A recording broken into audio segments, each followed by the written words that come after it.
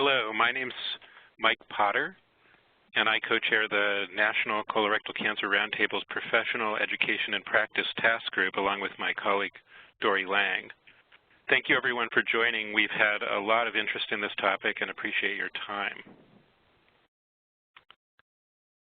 The purpose of today's webinar is to consider how colorectal cancer screening fits into the framework of the patient-centered medical home.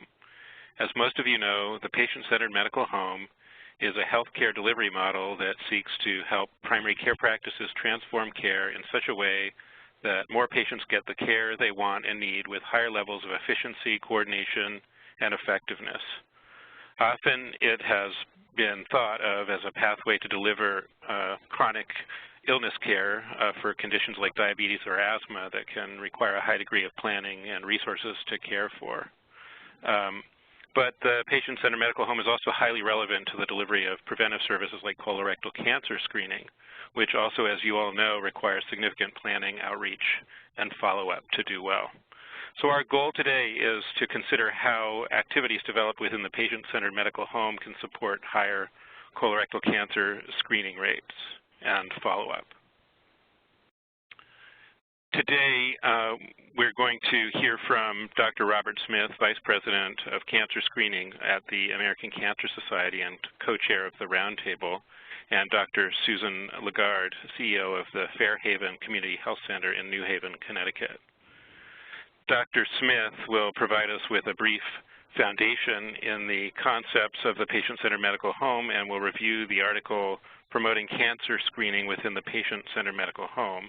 And then Dr. Lagarde will describe how her practice in Connecticut focused on colorectal cancer screening in their patient-centered medical home recognition quality improvement efforts. So before they start, I'd like to go over a few housekeeping items. First, we're recording today's webinar. The replay and speaker slides will be shared with all of you within a few days, so please feel free to share these with your colleagues that were not able to join us today. Also, because of the large number of participants, all of us will be muted for today's webinar. Having said that, we still want to make sure that you get what you need out of the webinar, so we encourage you to ask questions by submitting them through the webinar Q&A function, which is down on the right of your screen. And the best way to do that would be to send the questions to all panelists so that all the panelists can see them. We'll have time for questions after the presentations, and we'll answer as many as we can. And we'll also be emailing responses to any questions that we don't have the time to get to during this hour. You can also email us with specific questions afterwards. And finally, we're always trying to improve our webinars, so we're asking you for your help in evaluating the webinar, and you'll be receiving an email with a survey link, so please look for that, and please take a few moments afterwards to provide us with this feedback, because we really do take this advice seriously and always are trying to improve. So with that, I am pleased to turn the webinar over to Dr. Smith, and that will take just a second. And Dr. Smith is now the presenter. So welcome, Dr. Smith. Thank you, Michael, and welcome everyone. In this lead-off discussion of the patient-centered medical home, just to give you a bit of its history, and I'm sorry, we just leaped ahead one slide there. All right, so, yeah, okay. So the concept of the patient-centered medical home originated with the Academy of Pediatrics in 1967, and the principal goal and purpose there was to coordinate the various different specialty care for children who were seriously ill with childhood illnesses. The Academy of Pediatrics felt that there really needed to be a single locus of coordination to ensure the best care for the patient. Around 2002, the concept of the medical home was expanded more broadly to be applicable to primary care in general, to be a source of health care that was accessible, continuous, comprehensive, family-centered, coordinated, compassionate, and culturally sensitive. And in 2001, the Academy of Family Physicians, American Academy of Family Physicians, the American Osteopathic Association, and the College of Physicians adopted a joint set of principles to describe a new level and concept of primary care. These included a personal physician, a physician-directed medical practice, a whole person orientation. So again, this gets back to what Dr. Potter was saying earlier about not just being a new form of care focused on a small number of difficult chronic conditions. The goal further was that care would be coordinated and integrated, that there would be great attention to detail with quality, there would be enhanced access, and ideally there had to be patient reform in order to support this new level of care. The central principle, though, is that it puts patients at the center of the healthcare system, and it stresses that the care will be accessible and continuous and comprehensive. And you see these other things: family-centered, coordinated, compassionate, and culturally effective. All things that incidental and what you might refer to as opportunistic care commonly is not. So if you think of this as a fundamental change in paradigm, and it is, the paradigm that is most prevalent still today is on the left, that care is episodic and sickness-oriented. It's fragmented, more commonly specialty-driven. Patients' records are isolated. There's poor utilization management. It's fee-for-service, payment for volume. There can even be adversarial payer-provider relationships. And it really does tend to reward an individualistic approach. In contrast, what the aim of the patient-centered medical home for the future is the antithesis of all those things. Now, more organizations have become involved in supporting the patient-centered medical home, including AHRQ and NCCRT and others. And again, you see here the emphasis is on a comprehensive and I think of particular importance, a team-based approach. And while the patient is still centered, this team-based approach really does enhance the potential for that care to be coordinated, more accessible, and driven really by systems in which the office functions as a system on behalf of the patient. Now, the evolution of the medical home wasn't all those things. And in fact, even as payers latched onto it, people's practices became medical homes in an item-by-item basis. So medical home principles were applied to diabetes and hypertension management, other kinds of cardiac care. And so essentially the medical home almost became, the transition to a medical home almost became one of remodeling one room in the home at a time. And so colleagues and I published a paper in CA a while back talking about how the patient-centered medical home ought to also be viewed more broadly with an emphasis on prevention. In particular, it was particularly well suited for cancer screening, since the consensus had been growing that primary care and it has chronically been underperforming in the delivery of cancer screening for reasons that are perhaps obvious to most people on this call, but we will show you shortly, and that the patient-centered medical home actually was a very promising strategy for overcoming many of those limitations of traditional primary care. And the evidence is really quite clear that no matter how many different ways we have tried to increase cancer screening rates in traditional primary care delivery, it's extremely difficult. It means you're overlaying what you might refer to as petite systems on a very inhospitable system for delivering preventive care.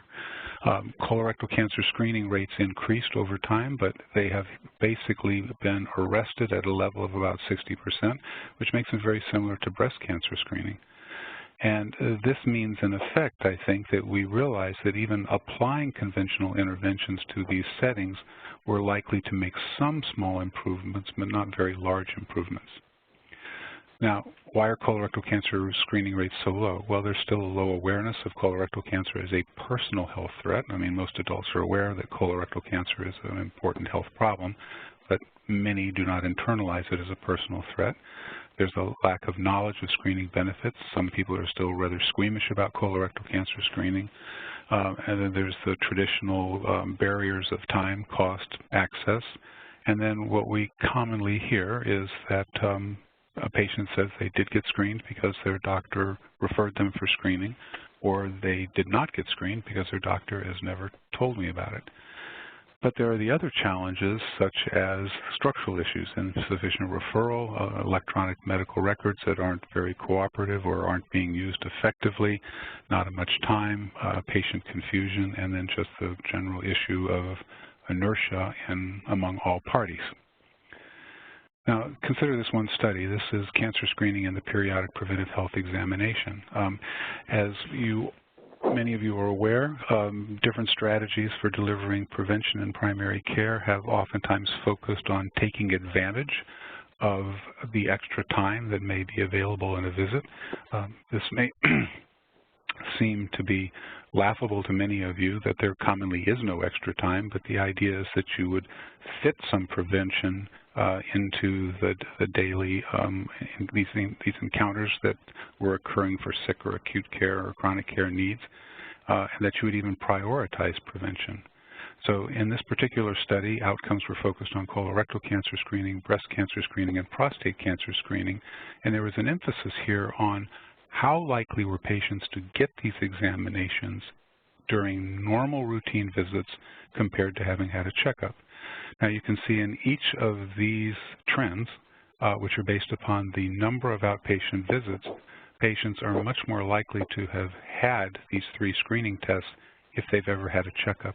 And in particular, as you can see for colorectal cancer, within the first 5 encounters, if a patient has had a checkup, they're likely to have achieved the level of colorectal cancer screening that patients with up to 24 encounters otherwise would have received.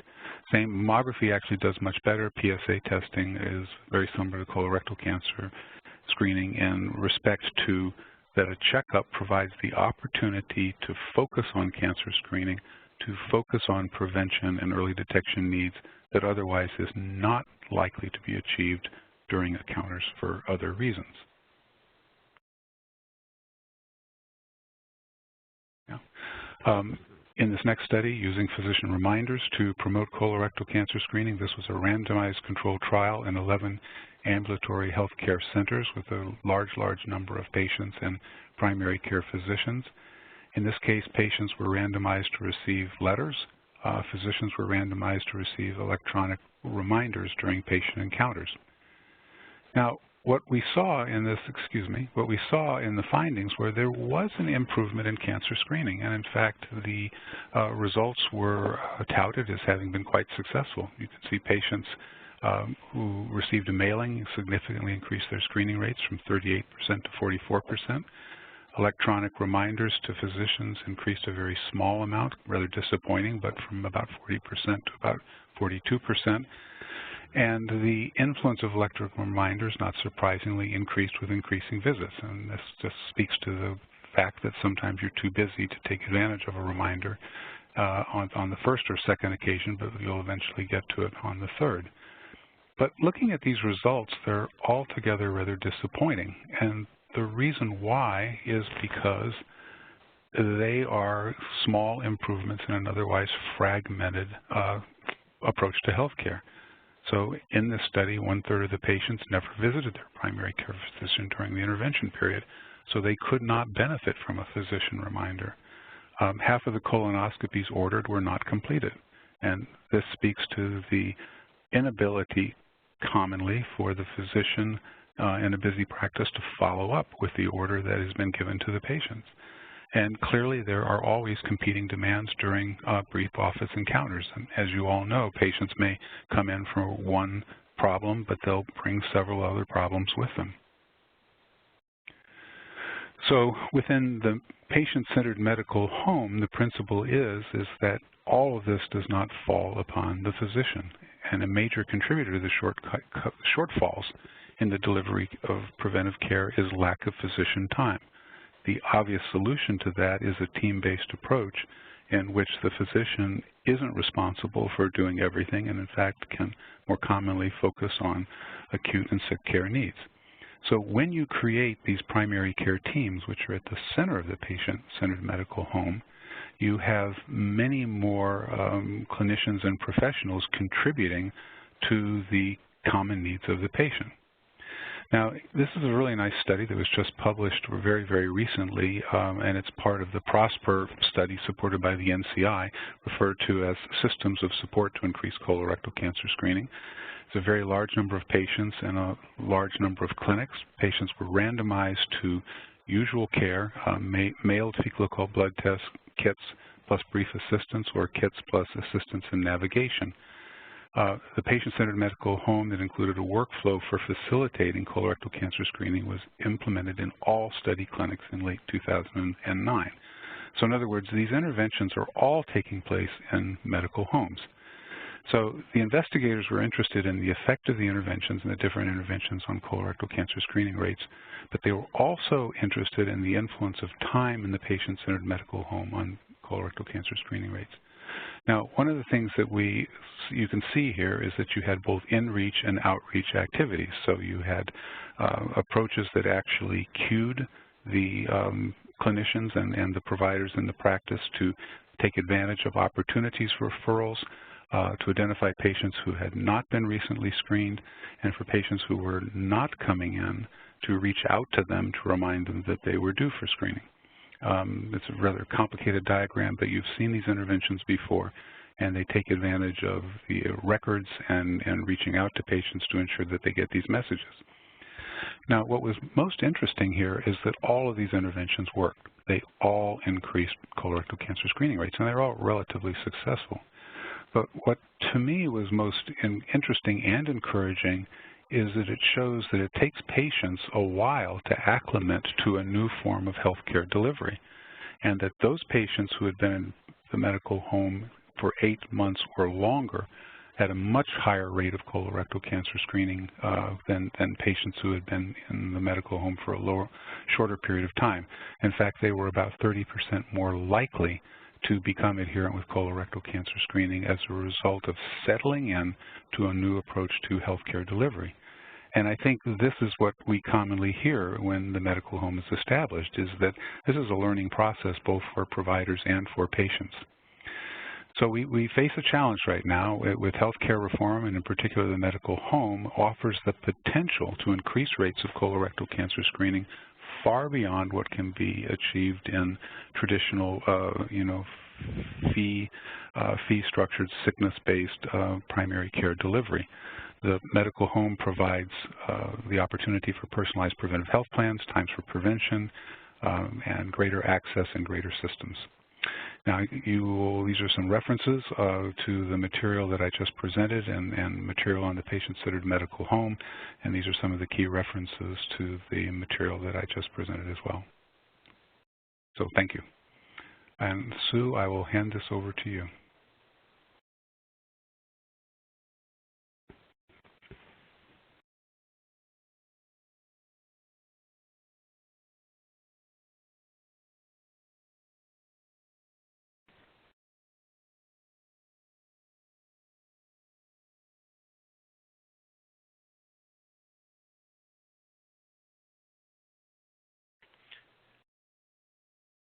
So we're not hearing Sue. Sorry, let me start over. Can you hear me now? Yes. Thank you. Sorry. So good afternoon. My name is Sue Lagarde. I'm the CEO at Fairhaven Community Health Center in New Haven, Connecticut. I just want to say up front how delighted I am to be on this call today and have been given the opportunity to share with all of you our experiences here and how we used our colorectal cancer screening program to get us to our PCMH accreditation. I also want to say up front that for me personally, this is particularly rewarding because I am I was a practicing gastroenterologist for over 20 years and was always working so diligently and so hard to make sure that patients would get screened.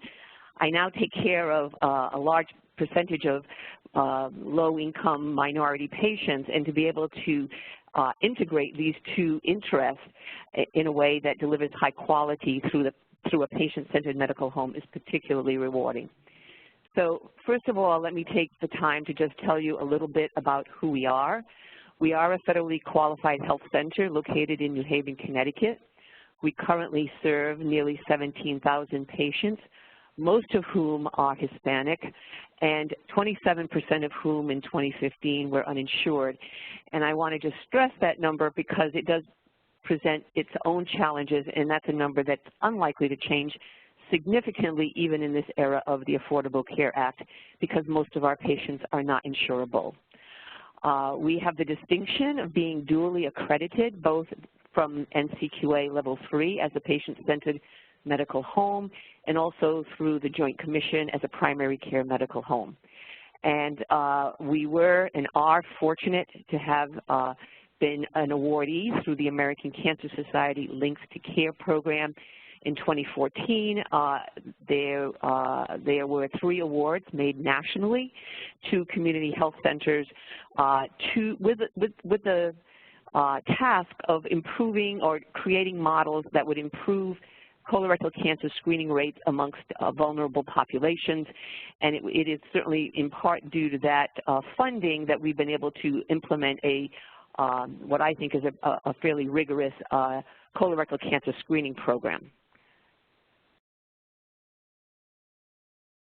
So the next slide is taken directly from the article that was linked to in the material sent out to you through the American Cancer Society about this webinar.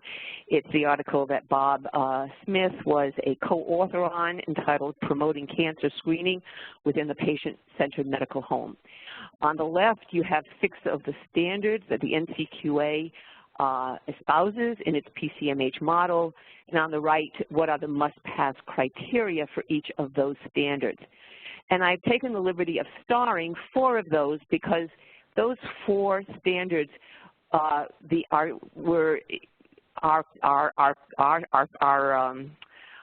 colon cancer screening program here was instrumental in getting us through to meet these must-pass criteria in those particular standards. And I want to just go through each of them individually, starting with the plan and managed care, which is directed towards the individual patient.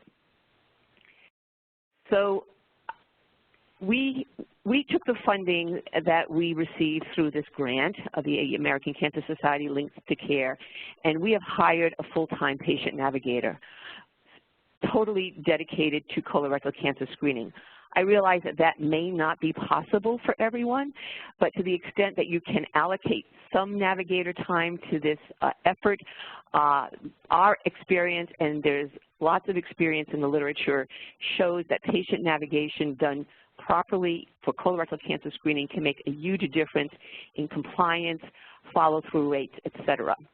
And in our system, we have the primary care provider making the referral through the electronic medical record.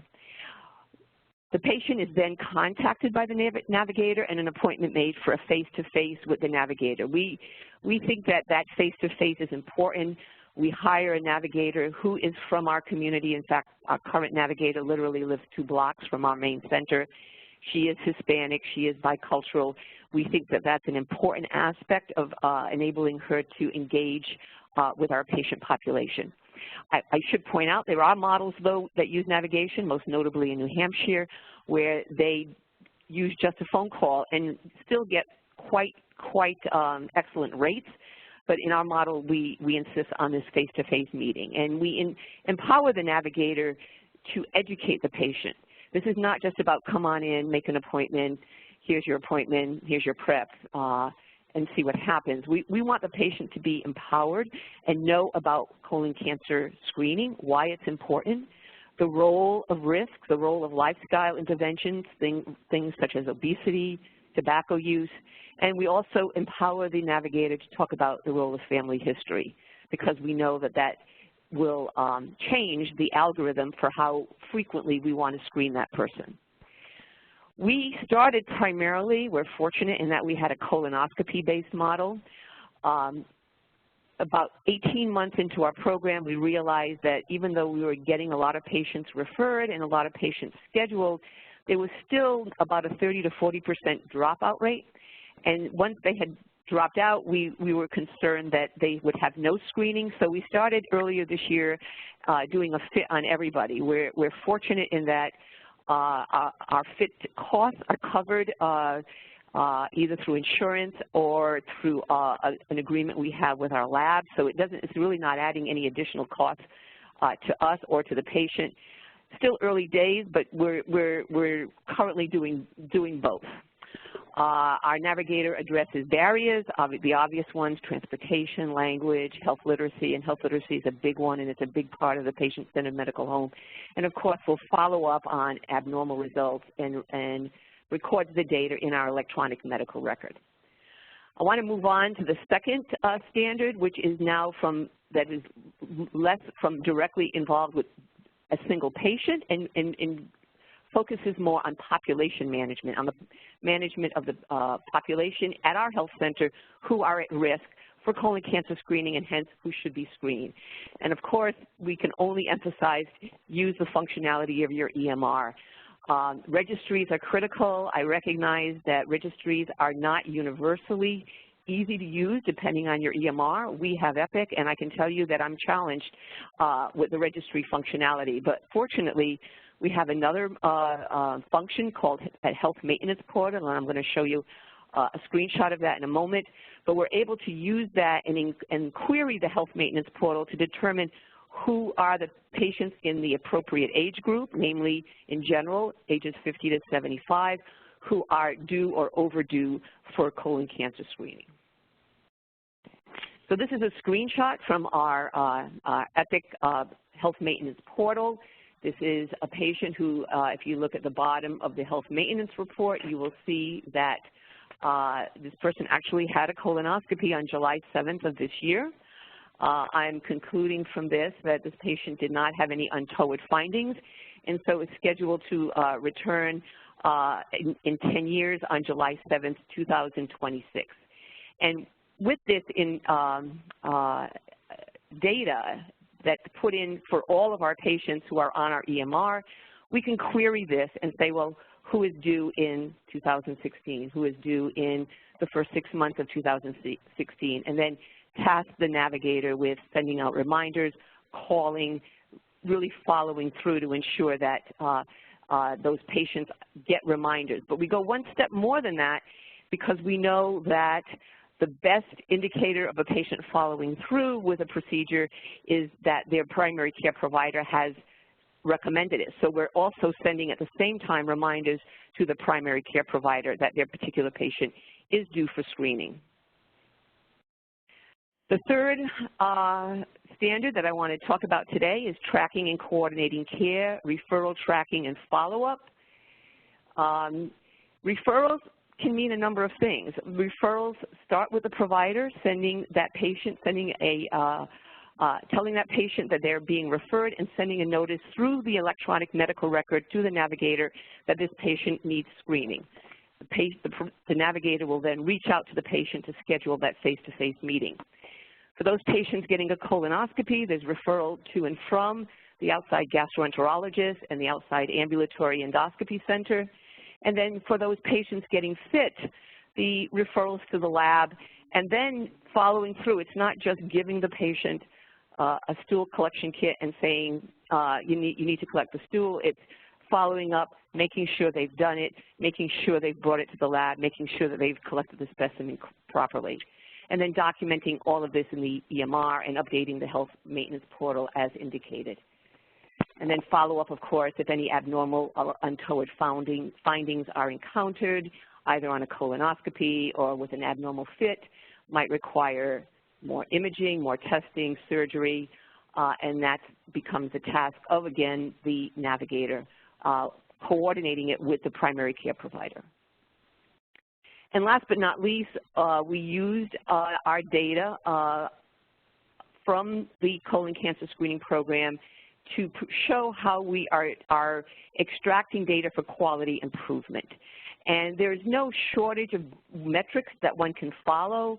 Obviously, we're all very keen on the 80% by 2018 goal. and measuring our screening rates. It's one of our UDS measures that we have to report on every year. So this is certainly something we want to monitor and follow carefully. But even beyond that, you can look at what percentage of your colonoscopies had a good prep. Again, another function of how engaged you are getting that patient to be and how well the navigator is making sure that they understand what they have to do. When we see our colonoscopy prep reports showing increasing numbers of poor preps, we re-engage our navigator, make sure that they're going over with them exactly what they need to do, and calling the patient the day before the procedure when they're actually in the midst of the prep and making sure that there are no questions or concerns that have arisen while they're doing their prep. Our no-show rate, we've actually dropped it to 4%, which is amazing. And then we're also tracking how many of our referrals get appropriately tracked and recorded in the EMR. And this is an area that the Joint Commission in particular, even for our ambulatory accreditation, are very keen on knowing. And I have to say that early on we didn't meet the criteria, and we had to go back and show them how we improved, and we did. And that's obviously an important metric. And then my final slide here is just showing you what we've accomplished in the 2 years since we embarked on this program. In addition to getting the NCQA level 3 accreditation, which is obviously we feel very good about. More importantly, we managed to increase our screening rate by twofold. And if you look at this and just look at the top few boxes, you'll see that between colonoscopies that were completed, that are still pending to be performed, and those who did not get a colonoscopy but who got a FIT test that was completed, we're running an average of about 75% or 3/4 of our referrals are having full completion of colon cancer screening. We're continuously trying to improve that. We hold in-services for our providers at least twice a year, giving them feedback on their own screening rates, reminding them that this is the important role that they play in recommending this to their patients. And again, it's just it's been a very rewarding experience because we've seen improvement in our patients' care. We've used this program to help us get the PCMH accreditation, and we're continuing with this. We are up for our reaccreditation this coming fall, and we will be using a lot of these same metrics in that process. So with that, I'm going to turn it over back to Mike, and I think at this point we're ready to entertain questions. Thank you.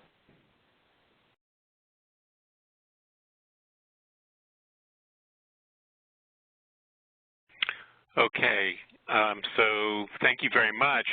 Those are great presentations. Now we'd like to take some questions. I see we already have some that are being entered in under the Q&A section, so please continue to add them. We have until the top of the hour, so we'll go through as many as we can.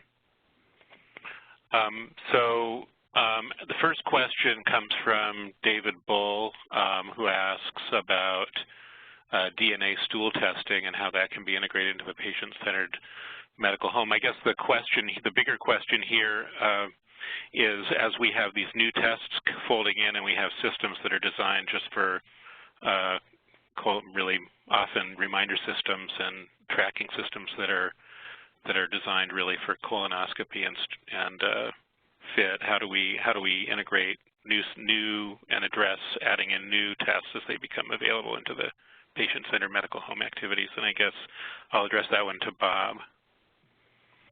Yeah, it's a big question. In fact, we were just talking the other day about how we had gone through a period where, for all practical purposes, there really were two tests that a primary care setting could offer based upon availability and accessibility, and that's colonoscopy and stool testing, preferably high sensitivity, FIT in particular, because it's a lot friendlier. But now we have another test that seems to be attractive to a subset of patients, and it's going to be paid for by CMS, and now that it's been approved by the task force and included in the general A rating for colorectal cancer screening with the new updated guidelines just released about a week or two ago, this would be done at an interval of between 1 and 3 years. Now, the FDA has approved it for use every 3 years, which means that a reminder system would have to accommodate a 3-year interval as opposed to a 1-year interval, and that may be a challenge and something I think you would have to ask the electronic medical records purveyor, the health records purveyors, to fix for you. The other thing is that in the context of the medical home, then your staff would have to become acquainted with the relative strengths and limitations of the stool DNA test, which is the combination of a DNA marker and FIT test compared with the other tests. So it does mean an additional set of knowledge to describe strengths and limitations. Right, and that's the same sorts of things would be applicable to questions about other tests as they come online. If, for example, if there's a blood test, not a stool blood test for DNA testing, we'd have to go through all the same things and try to figure out how those get incorporated. Yeah, and the same sort of thing, that a positive test will have to be followed up with a colonoscopy. Right. Okay, well, let's go on to the next question, which is for Suzanne. And you may have covered some of this in your presentation already, but just to reiterate, does your patient navigator only do colorectal cancer screening, or do they address other screenings? And also, how long is your appointment? Are your appointments in terms of time? Is it 15 minutes, 30 minutes? How do you manage to cover all these things in the allotted time? So I'm assuming you can hear me, Michael? Yes. Great. Hopefully everyone else can too. Great. Yeah, so we leave the navigators some discretion, because remember, they've spoken to the patient in advance in terms of how much time they allot. Certainly it's never less than half an hour, but sometimes it can take more, up to an hour. We're fortunate in that currently we have not added any complexity in terms of her task. She is fully devoted to the colon cancer screening program. I recognize that in this fiscal climate that's not always feasible. And I certainly think it would be possible to add to a navigator's task. I think a lot depends on the size of the population that you're trying to navigate. And we currently have 17,000 patients, of whom about it varies, but 5,000 to 6,000 in that category, in that range, are in the age group who would be who you would want to screen. Obviously, some of them are up to date, and once they've had a normal colonoscopy, they're not in the screening pool for 10 years. But nevertheless, depending on your patient population, you might be able to give that navigator different tasks. I would caution, however, when I first started doing this, actually I started working with federally qualified health centers when I was in private practice, now probably going back 8 to 10 years ago. And because navigators had so many tasks, I found that things got compromised. So I think you need to look at it critically and be realistic in your expectation of what a navigator can do. When we do financial modelings of what we think a navigator can do in a given day, we estimate 8 to 10 face-to-face encounters max, recognizing that they have a lot of other behind-the-screen work to do. They're sending out reminders, they're answering phone calls, they're calling patients the day of their procedure. So anyway, that's based on our experience. Right, and I think just to add to that, I mean, it really depends on how used to doing these procedures your patients are, and their how much time it takes, and whether they have experience doing them or not, how much education they need, and sometimes these types of navigation activities could be done over the phone. In our practice, which is a university practice, for example, we have people who prioritize 2 or 3 things at a time. So, they have their list of, they do remind people for pap smears, mammograms, and colon cancer screening, and they have a long list of people to go through, and if someone needs 2 or 3 of those things, they'll try to cover all 3, you know, right. more than one in a phone call. So, you know, the amount of touch that you have with the patient, obviously, the more that you have, the more chance you have of getting them to complete the test. So you can also sort of scale up and ramp up your contact with patients based on how much time you have, how much, you know, you can try the lighter touch things, and then as you get each level of non-response, you can intensify. So that's just another approach that people can use. I don't know if that resonates with you, Sue. I would, yeah, absolutely agree. I do think, you know, we do place a significant emphasis on the educator role of the navigator, so that they understand, so that hopefully the patient is understanding why this is important, because we frequently encounter, you know, why should I, you know, we have a significant immigrant population, and a common response is, well, we don't do this, you know, in my country, or, you know, there's a real importance, we believe, in terms of the long term, trying to educate patients as to why this is, why we think this is so important, and the impact of lifestyle interventions as well. Right. So let's go on to the next question. Again, Sue, what, and you may have mentioned this, what's the current screening rate for your patients, and how much do you feel that it's increased so far with the role of the navigator, with the use of the navigator? So I'm sorry, you blanked out on the first part of that question. Oh, can you just repeat the first part? I'm sorry. What are your current screening rates for colorectal cancer, and how much of that, how much did it increase as a result of introducing the navigator so far? So looking at just the you know, remember we started out with a colonoscopy rate, which is very ambitious, but we had we had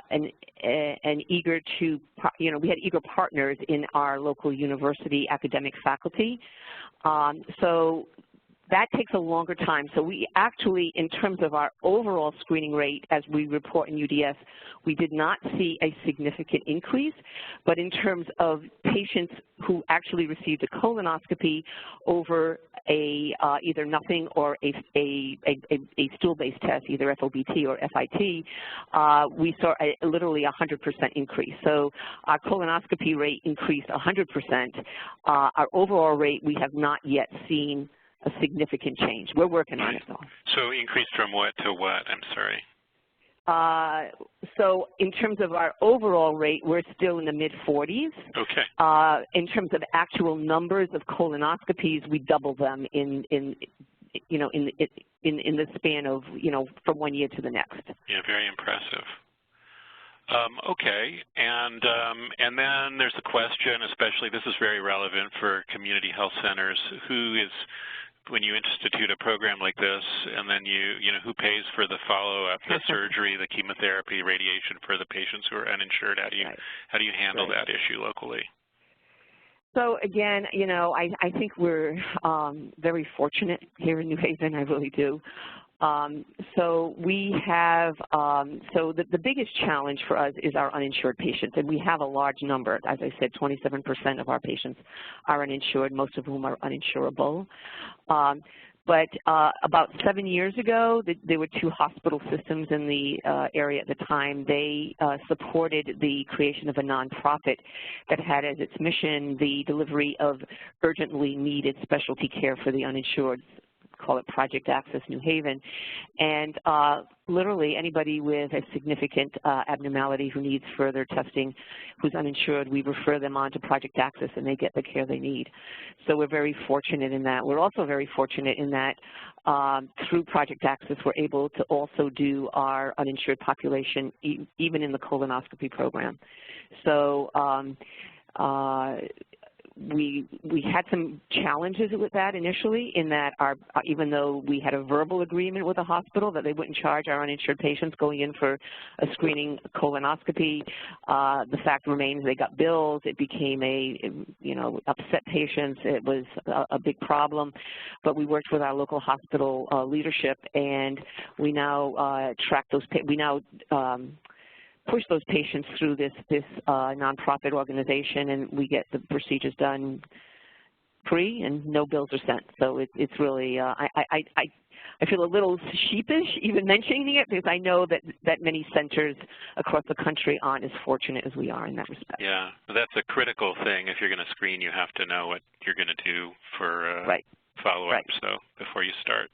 Absolutely. So fortunately, it seems like increasingly there are models that are working, and a lot of those resources for thinking about how to do that are on the National Colorectal Cancer Roundtable website. So that's a place to look for resources. So we have been, reaching out to private practices with some success.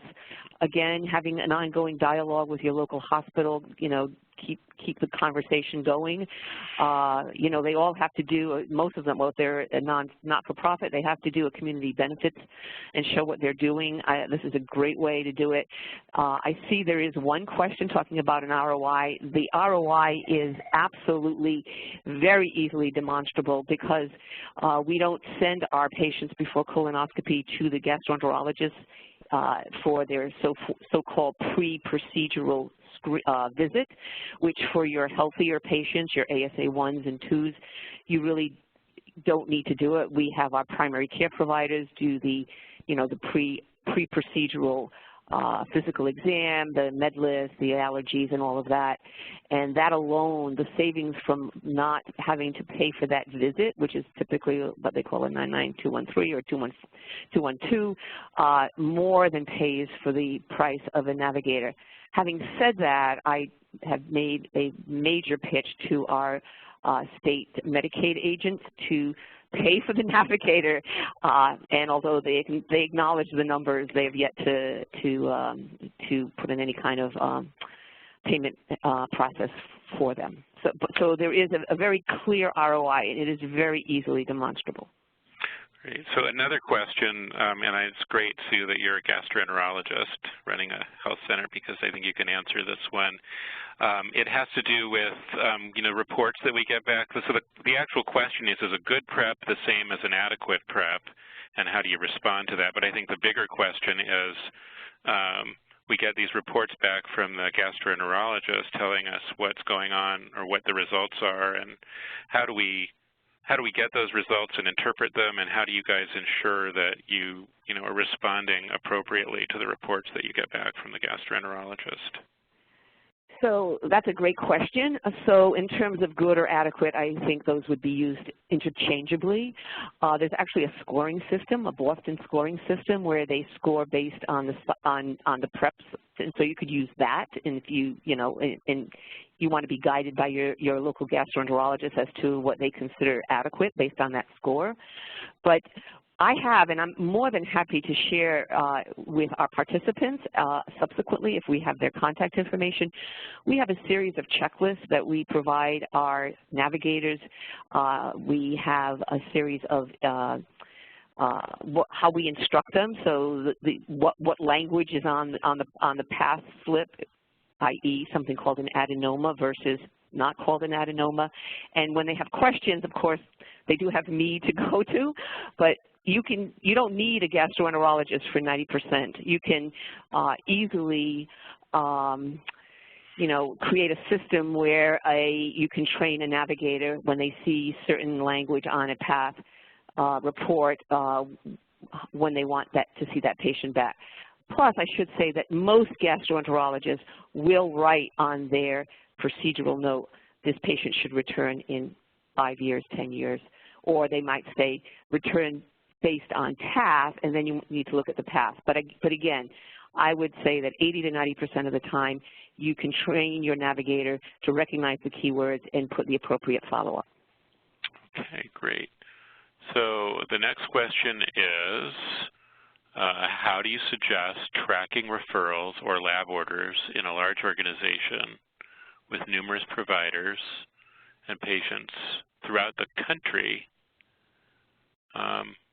I'm not quite sure I'm not quite sure I can understand the whole question here, but it says, how do you suggest tracking referrals and lab orders in a large organization that might have many providers throughout the county, for example, or separate locations in different cities? Is that how you have multiple sites? Do you centralize it, or do you do it by each site does their own? Do you have a regional coordinator? So you're asking me, Mike? I guess, or I'm guessing you'd have more experience with that than Bob, but Bob can chime in. So again, it all depends if you have a shared EMR, right? So we have a same EMR throughout all of our sites, so we can track in the aggregate, but more importantly, we also want to track by provider, because that's important feedback to that provider in terms of how many, what percentage of your eligible patients are getting screened. So, I think it all depends on your system, but if you have an electronic medical record that's throughout all your systems, then it's going to be a function of what you can get your EMR, vendor to do for you. I mean, what's already intrinsically involved in your EMR versus what additional workflows you want to introduce. I recognize that, just having an EMR doesn't automatically mean you're going to have that ability, and sometimes it's depending on the vendor, you're going to have to try to get those workflows put in there for you. But some very basic, registry, health maintenance portals, those sorts of functionality should be available pretty much in most EMRs today. Okay. And I don't know if Bob has any other insights into the EMR scene. I know the roundtable has looked at that as well. Yeah, we have been looking at it, and I think in particular to address the very challenges that the question raised. But I'm not sure I can really offer much advice on that. Right. I think that, in large organizations like Kaiser, some of this is done at the regional level, and they tracking and so forth, but then the personal touch, is usually done at the local level. So, if there's a call, because usually if they want, it's the location where someone's identifying whether they're going to come in, it's usually going to be to that facility. But at a regional level, if you have someone at the regional level sort of tracking everything and then sending out assignments to individuals and navigators at local locations, that often you may combine, you may make more efficient use of your resources that way. So I think that's how they do it. Mm-hmm. So here's an interesting question about all this face-to-face stuff and in-person. Are any of you guys aware of people using things like Skype or other sorts of meetings with patients where they don't have to come in, like telehealth, to do this? So I'll just say most of, we have Skype ability, but I don't think that the vast majority of our patients have Skype ability. So I don't see that in the near future on the horizon for our health center. Okay, great. So that's a good answer. It might require a higher level of connectivity for some patients to be able to participate in something like that. So did you want to add something, Bob? Yeah, the only thing I was going to add is that, as going forward, you might find that this actually works very well for some of your patients, but it won't work well for all of them, as Sue just indicated. So oftentimes these solutions are proposed as the next great thing without acknowledging that, some patients, it's going to work well for them. But frankly, it's one of those things where I think if you can gain greater efficiency in large enough chunks to make it work, then it reduces your burden. Great. Here's another really good question about here's from someone in a FQHC asking about challenges explaining FitKit steps to patients, and what kinds of educational aids and graphics are you using for people who may not speak English or who may not have good health literacy or who may find these tests complicated to complete? So I can tell you that this is something that we take extremely seriously, the health literacy issue, because we do have many patients who have low health literacy, and we have patients who are illiterate, so who we can't even give them the most basic of instructions, even in their own chosen language. So we rely a lot on graphics. Again, we train our navigator. It's going to be very patient-specific. Some patients are much more sophisticated, and they can deal with, just instructions written in their native language. But we recognize that for not an insignificant number of patients, we want to make sure we have pictures of what looks like clear liquids. We literally have pictures of, water and juice and showing how light goes through, and we have pictures of milk and tomato juice and how light doesn't go through. I mean, we really bring it to a very basic graphic level as much as we can. And I guess I would say for those of you who are interested in those types of resources and want help finding them, you could probably email us and we can hunt down we have quite a few that you need. Yep. Yeah. Mm-hmm. Okay, another question about the training of the navigators and what kind of backgrounds do they need? Should they be someone like a medical assistant, or could they be a community health worker or a lay health worker? How much education do they need, and who should be doing this type of work? So as I said in my presentation, I think the number one most important criterion is that they are from our community and that they understand our patient population, and obviously we want them to be able to be articulate and be able to communicate. I believe that they, and you can tell this within 5 minutes of interviewing somebody, that they have a passion for doing this kind of work. We don't require any criteria other than the above. They need to be able to use a computer. We keep a lot of, they have access to the EMR. We have a very extensive spreadsheet where, in addition to what we track in the EMR, we track other data, independently of that. And then, because we've been doing this, so even before this program, I've been involved with colon cancer screening programs with Connecticut-based health centers for a number of years. So we developed a number of best practices that we learned, and we train them. I've been fortunate. I've not had very many because most of our navigators come and they find their work very rewarding, and they continue on. So I don't think you don't need a lot of training. You need somebody who really has a passion, who can really connect with the patients, and then it's just very basic, sort of people skills, and then training them, about colon cancer, what's important, so that they know it themselves. One more very brief question. We're not getting to all of them, so we're getting to the top of the hour. But there were a number of questions about FIT kits. I know that you're focusing primarily on colonoscopy, but there's some questions about how do navigators handle things like a FIT test that gets completed and is normal, or normal results. How do you handle those? Do you tell people what's going on, when they should come back for those? Do you send them a postcard, make a telephone call? How do you make sure that they get in for their next follow-up?